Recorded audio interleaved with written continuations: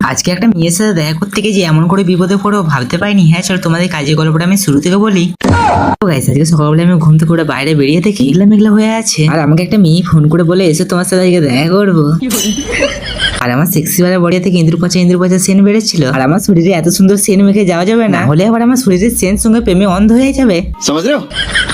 তার জন্য আমি তাড়াতাড়ি করে কলতলায় গিয়ে গাড়ি একটু সার্ভিসিং করে নিলাম, আর আমি একটা পচা জামার একটা জ্যাঙ্গিয়া বার করে নিলাম। আর আমার অনেক দেরি হয়েছিল বলে তাড়াতাড়ি করে আমি জ্যাঙ্গিয়াটা পরে নিচ্ছিলাম।